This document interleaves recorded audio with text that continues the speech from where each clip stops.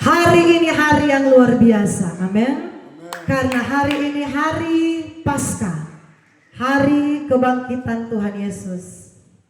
Haleluya. Kalau Yesus sudah bangkit bagi dosa kita, Yesus sudah bangkit dari kematian, mengalahkan kematian, kita juga harus bangkit, amin. Mari, siapa yang rindu untuk bangkit bagi Tuhan, lambaikan tangan hari ini. Haleluya. Mari saudaraku, kita akan melihat satu ayat yang akan mendasari di dalam kitab Efesus. Efesus pasal yang kelima.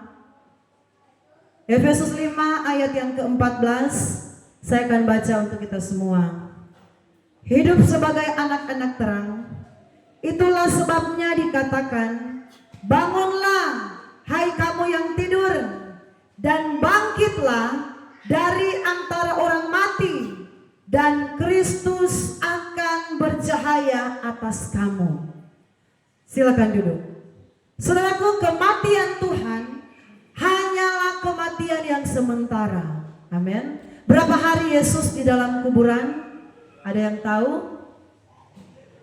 Berapa hari? 3 hari. Haleluya. 3 hari Yesus mengalami kematian. Kematian jasmani, kematian fisik. Tetapi di hari ini yang kita rayakan bersama, hari kebangkitan Tuhan, Yesus mengalahkan maut. Amin. Yesus mengalahkan kematian. Dan kita orang percaya harus juga mengalahkan kematian. Kematian apa yang harus kita kalahkan? Bukan kematian tubuh ini yang harus kita kalahkan, tetapi kematian rohani. Amin. Haleluya. Kita harus mengalahkan kematian rohani kita. Karena Alkitab mengatakan, saudaraku, di ayat yang selanjutnya, bangunlah hai kamu yang tidur, dan bangkitlah dari antara orang mati. Ini yang paling penting, saudaraku. Dan Kristus akan bercahaya atas kamu. Jadi Kristus tidak akan bercahaya atas hidup kita kalau rohani kita masih mati. Kristus tidak akan menyatakan kuasanya, pertolongannya, mujizatnya atas hidup kita kalau rohani kita masih tertidur. Ini ayat dikatakan, sebab itu dikatakan, bangunlah hai kamu yang tidur. Di sini saudaraku ada 2 gambaran kekristenan di hari-hari ini. Orang Kristen yang lagi tertidur rohani, dan orang Kristen yang mati rohani. Saudaraku, Kristus sudah bangkit, mengalahkan maut. Hari kemenangan, hari yang luar biasa, yang seluruh dunia ini rayakan, yaitu hari Paskah. Hari kemenangan orang Kristen. Dan hari kemenangan kita juga ketika kita mau bangkit dari yang namanya kematian rohani, dari yang namanya tertidur rohani, dari yang namanya tertidur iman. Saudaraku, banyak iman-iman jemaat Pondok Daud juga yang masih tertidur. Amin. Banyak juga iman-iman orang percaya yang masih tertidur. Bahkan dikatakan, bangkitlah dari antara orang mati. Bukan Tuhan suruh kita harus bangkit dari kuburan, tetapi rohani kita ini masih banyak yang mati. Saudaraku, untuk kita bisa melihat Yesus menyatakan kuasanya yang besar, Yesus akan pakai hidup kita, Yesus akan nyatakan terangnya yang ajaib, pertolongannya yang mulia terjadi atas hidup kita. Kita dulu ini yang harus bertindak. Kita dulu ini yang harus bangkit. Saudaraku, kebangkitan Tuhan Yesus itu menunjukkan bahwa satu teladan bagi kita. Bukannya kita akan bangkit dari antara orang mati, tetapi kita akan bangkitkan semangat kita yang sudah mulai padam. Kita akan bangkitkan doa-doa kita yang sudah mulai mati, saudaraku. Saya bersyukur Pondok Daud atau Pondok Syafaat kita sudah mulai bangkit kembali. Amin. Ibu Alda, saya lihat, saya bilang Bapak Gembala, yang coba lihat grup pendoa syafaat. Karena di Pondok Daud ada grup khusus ya. Grup ini grup khusus pendoa syafaat. Mungkin ada jemaat yang bertanya, Ibu Gembala, saya tidak ada di grup itu. Karena memang waktu tahun lalu kami sudah umumkan, kalau ada jemaat yang mau jadi pendoa syafaat, itu harus istilahnya menyatakan diri. Karena kami agak malu-malu mau kasih masuk di grup. Nanti pendoa syafaat, saya tidak siap kok Ibu Gembala kasih masuk. Jadi memang yang masuk di pendoa syafaat adalah orang-orang yang sudah menyatakan diri untuk siap. Dan kalaupun tahun 2025 ini ada di antara kita yang rindu masuk di grup pendoa syafaat, artinya kita mau terlibat dalam doa, pengurus masukkan nomor. Yang penting ada kerinduan. Pak Okto mungkin, saya mau berdoa syafaat walaupun saya berdoa nanti selesai kerja jam 5 kerja bikin perumahan. Mungkin Ibu ada, saya jam 8 saya punya jam doa. Saya mau terlibat mendoakan jiwa-jiwa, mendoakan sepupu keluarga di NTT supaya banyak yang diselamatkan. Tidak apa-apa. Jadi saudaraku, saya bersyukur, saya bilang Pak Gembala, coba lihat grup pendoa syafaat ini, mereka sudah mulai aktif lagi. Bapak Gembala bilang, balas komen supaya lebih semangat. Saudaraku, inilah yang perlu kita bangkitkan di hari-hari ini, saudaraku. Yaitu kematian doa kita harus kita bangkitkan. Banyak kali kita belum mengalami berkat Allah yang besar. Karena apa? Doa kita mungkin masih tertidur. Atau doa kita masih mati. Atau doa kita masih berdiam. Saudaraku, kita percaya lewat kebangkitan Yesus, itu juga yang akan membangkitkan semangat kita untuk melayani Tuhan. Lewat kebangkitan Tuhan, itu juga yang akan membawa semangat kita untuk mencari Tuhan. Amin. Kesetiaan kita yang mungkin dulunya sudah mulai loyo, kesetiaan kita beribadah mungkin sudah suam-suam kuku. Mari lewat peristiwa kebangkitan Tuhan, lewat peristiwa Paskah ini, kita juga harus bangkit.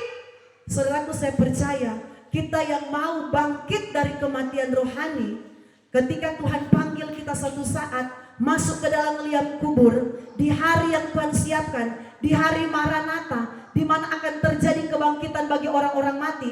Tuhan berkata, orang-orang yang beriman, orang-orang yang akan masuk dalam kerajaan surga, mereka akan dibangkitkan dalam kebangkitan pertama. Itu Tuhan bilang. Sebelum terjadi yang namanya Tuhan akan pisahkan, oh ini akan masuk surga, ini akan masuk neraka. Kebangkitan kepada orang-orang yang mati, ini saya singgung sedikit, akan terjadi dua macam kebangkitan, dua tahap. Kebangkitan pertama itu Tuhan akan bangkitkan dulu orang-orang pilihan. Orang-orang pilihan yang mati dalam Tuhan itu akan dibangkitkan. Tetapi saudaraku, orang-orang akan masuk ke dalam neraka, itu mereka dibangkitkan dalam kebangkitan berikutnya, kebangkitan kedua. Jadi dalam arti orang yang sungguh-sungguh dengan Tuhan, dia mendapatkan tempat yang spesial di mata Tuhan. Sebab itu dia mendapatkan kebangkitan pertama. Jadi saudaraku, Ibu Alda, walaupun hari-hari ini berduka cita, kita kehilangan orang yang kita cintai, tapi kita percaya kalau Ibu Alda terus setia, terus melayani Tuhan, kita semua yang ada terus melayani Tuhan, satu saat kita pun dipanggil Tuhan, kita masuk pun dalam liang kubur, kita akan dibangkitkan dalam kebangkitan yang pertama. Kalau dibangkitkan dalam kebangkitan kedua, tidak akan mendapatkan hidup yang kekal. Saudara yang diberkati oleh Tuhan, mari maknai kebangkitan Tuhan. Kebangkitan Kristus. Saudaraku, ketika Yesus bangkit, Yesus mulai menampakkan diri kepada murid-muridnya. Itu artinya apa? Yesus mau membawa pikiran mereka untuk kembali berapi-api dalam melayani. Karena ketika Yesus disalibkan, ketika Yesus mati, semangat mereka melayani langsung redup. Karena sepertinya tidak ada nakoda lagi. Amin. Tidak ada pemimpin lagi.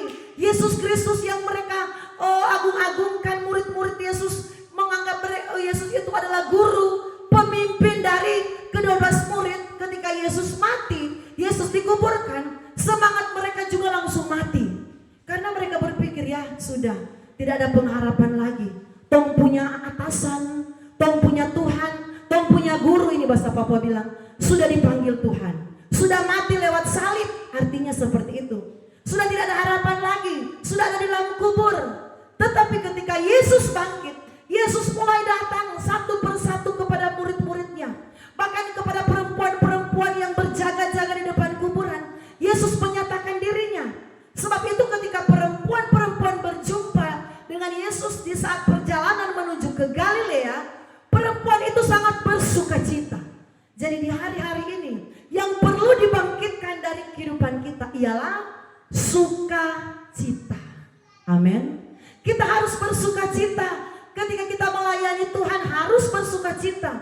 Ketika pada Jumat Agung jemaat-jemaat semua sudah berkorban lewat korban Jumat Agung dan ulang tahun gereja, harus memberi dengan sukacita. Sukacita ini perlu dibangkitkan, saudaraku. Kita melayani, entah kita menjadi WL di jemaat yang cuma sedikit, harus sukacita. Jangan saudaraku kita nanti banyak orang baru kita sukacita. Saudaraku, Tuhan mau dalam segala keadaan kita harus bersukacita. Ini harus dibangkitkan, saudaraku, dalam diri kita. Kita melayani Tuhan harus ada sukacita. Kita mau beribadah, kita harus siapkan diri memang. Oh, ini hari Paskah, saya harus siapkan diri untuk saya bisa beribadah kepada Tuhan. Saudaraku, Yesus Kristus ketika dia bangkit, dia datang kepada murid-muridnya. Dia menunjukkan diri kepada murid-muridnya. Dan ketika murid-muridnya melihat dia, mereka langsung respon dengan semangat. Oh, luar biasa. Ternyata maut tidak dapat mengalahkan. Ternyata saudaraku, kematian tidak dapat menahan, tidak dapat membelenggu Yesus Kristus yang luar biasa, yang kita sembah, yang kita puji. Sehingga murid-murid mulai bangkit gairah mereka untuk mulai melayani Tuhan kembali, untuk mulai menyampaikan kebenaran, untuk mulai menyatakan kuasa Tuhan. Saudaraku, kebangkitan Tuhan itu membuat kita harus bergairah. Amin. Bersemangat melayani, bersemangat untuk mengasihi Tuhan.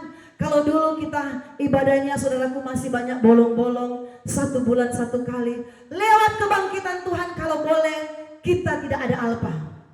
Kita harus punya komitmen seperti Daniel dan teman-teman.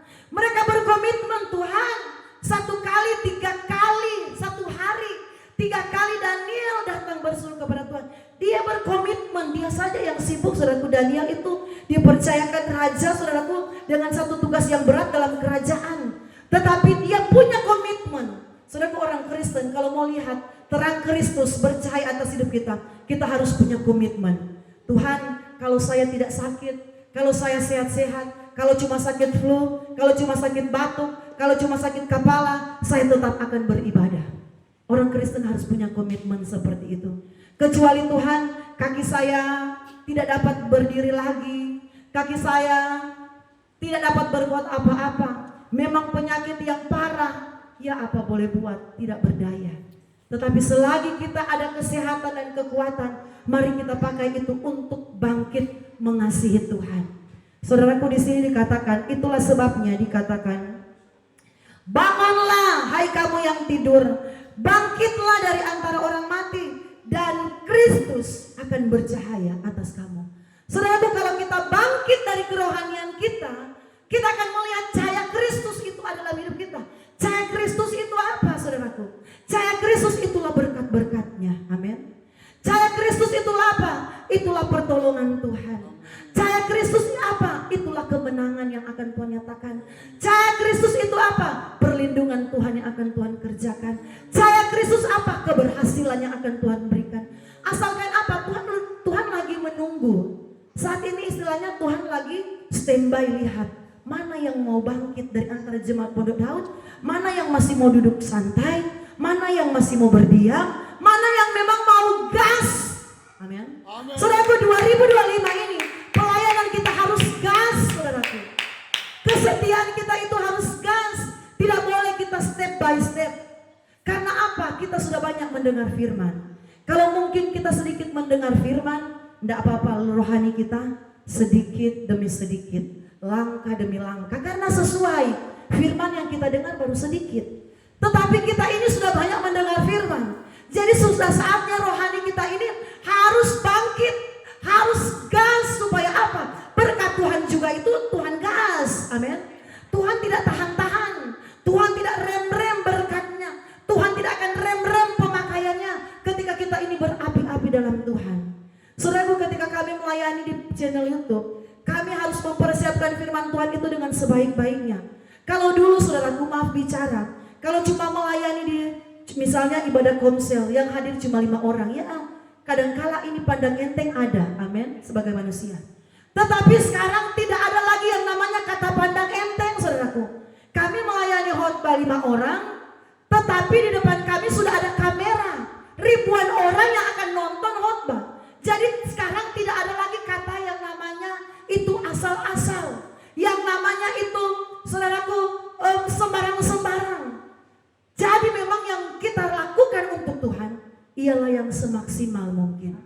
Saudaraku, mari kita maksimal dengan Tuhan. Amin. Maksimalkan kalau kita dipercayakan apa saja. Penerima tamu kah, konsumsi kah, apalagi saudaraku, guru sekolah minggu, singers, WL musik. Mari lakukan yang maksimal untuk Tuhan. Walaupun mungkin yang hadir tidak banyak, tetapi kita maksimal untuk Tuhan. Saudaraku, kalau kita maksimal untuk Tuhan, Tuhan tahu, ibu ini, bapak ini, dia walaupun yang hadir cuma sedikit, dia melompat-lompat. Tuhan bilang, nanti sudah, kalau suatu saat ada KKR besar, Tuhan akan gerakkan, tunjung bapak ini, tunjung ibu ini. Dia setia dalam perkara yang kecil. Saudaraku, firman berkata, ayat yang terakhir kita baca kembali. Itulah sebabnya dikatakan, bangunlah hai kamu yang tidur, bangkitlah dari antara orang mati, dan Kristus akan bercahaya atas kamu. Mari saudaraku, kalau yang dulu-dulu kita ibadahnya saudaraku hanya alpa-alpa, mari kita harus bangkit. Amin. Supaya berkat Tuhan juga luar biasa. Supaya berkat Tuhan juga ajaib. Karena Tuhan bilang, Bapak Enal luar biasa, mengajak istri, anak-anaknya, pasukan lengkap datang beribadah. Tuhan bilang, apa pergumulannya? Tuhan tolong. Apa kerinduannya? Tuhan campur tangan. Karena Tuhan ini sementara melihat. Tuhan sementara tunggu-tunggu. Mana Bapak Jerry kah? Ibu Vilen kah? Bapak Poluakan kah? Ibu Poluakan? Ketua pemuda. Tuhan lagi standby. Mana ya? Tapi puji Tuhan, ketua pemuda ini luar biasa. Bersama dengan Ses Ita. Saya lihat sibuk di meja.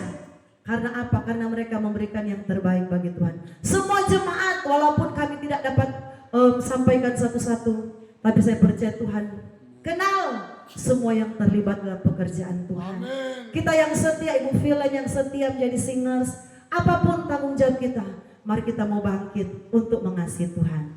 Tuhan Yesus memberkati.